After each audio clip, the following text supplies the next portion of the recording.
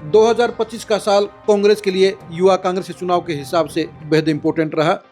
युवा कांग्रेस के चुनाव को लेकर पूरी कांग्रेस में गहमा गहमी रही, लेकिन इस बार की गहमा गहमी पिछली बार के चुनाव के मुकाबले में 80% कम थी।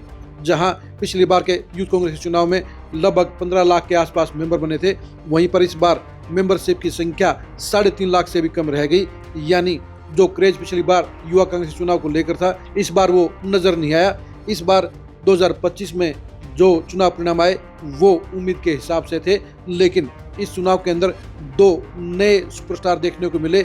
युवा कांग्रेस के अंदर दो दमदार चेहरे उभरते हुए नजर आए, जिनके नाम थे सोमिल संधू और मोहित शर्मा। नमस्कार, मैं हूं कुलदीप शिरान। रिपोर्ट कार्ड 2025 में हम चर्चा करेंगे यूथ कांग्रेस की, यूथ कांग्रेस के तीनों ही बड़े नेताओं की और यूथ कांग्रेस के अंदर मची बड़ी हलचल की।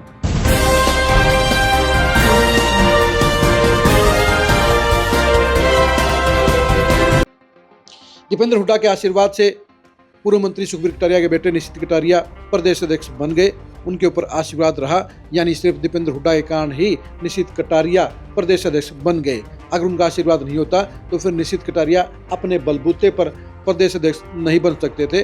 प्रदेश अध्यक्ष के इस दौड़ के अंदर दो चेहरों ने दमदार परफॉर्मेंस दिखाने का काम किया, परफेक्ट परफॉर्मेंस दिखाने का काम किया। वो थे सोमिल संधू और मोहित शर्मा।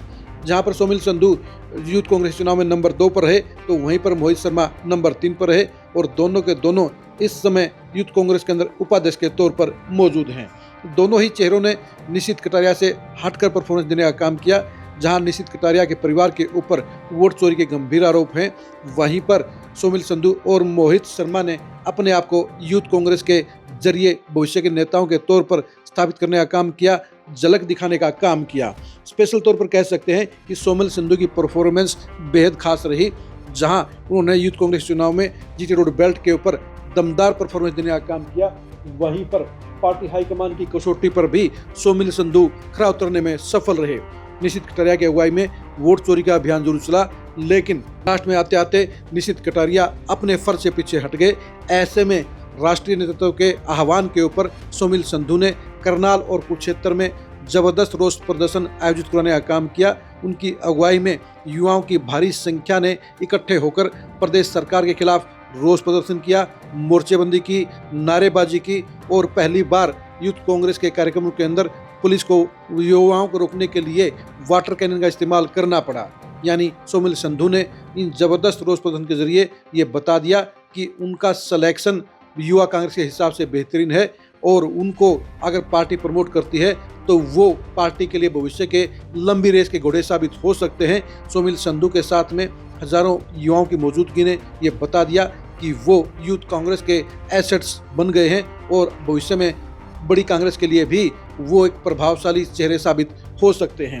मोहित शर्मा ने भी सिरसा फतेहाबाद हिसार बेल्ट के अंदर जोरदार परफॉर्मेंस देने का काम किया। उन्होंने अपने परिवार की सियासत को आगे बढ़ाने का काम किया। 2025 में मोहित शर्मा ने कांग्रेस की हर एक्टिविटी में बड़ी भागीदारी के साथ सम्मिलित होने का काम किया। उन्होंने ये झलक दिखाने का काम किया कि कांग्रेस के वो भी उभरते हुए चेहरे हैं और भविष्य में कांग्रेस की सियासत में जिन चेहरों पर सबकी नज़र रहेगी उसमें मोहित शर्मा का नाम भी रहेगा। यानी यूथ कांग्रेस के जरिए राहुल गांधी ने जो युवा नेतृत्व उभारने का जो ख्वाब देखा था, जो प्लानिंग की थी, उस प्लानिंग के ऊपर सोमिल संधू और मोहित शर्मा बिल्कुल खरे उतरते हुए नजर आए और यही वजह है कि इन दोनों युवा चेहरों के ऊपर भविष्य में भी नजर रहेगी और युवा कांग्रेस के वर्किंग में अगले वाले साल के अंदर भी इन दोनों चेहरों पर खास नजर बनी रहेगी। आप सोमिल संधू और मोहित शर्मा की सियासत के बारे में क्या सोचते हैं, कमेंट करके जरूर बताइए। मोहित शर्मा और सोमिल संधू क्या कांग्रेस में लंबी रेस के घोड़े साबित होंगे, इसके बारे में भी अपनी राय जरूर दीजिए। सोमिल संधू और मोहित शर्मा की सियासत के भविष्य को जानने के लिए लगातार खरी न्यूज़ के साथ बने रहिए। आप हमारे फेसबुक पेज को फॉलो कीजिए, आप हमारे यूट्यूब चैनल को सब्सक्राइब कीजिए। नमस्कार।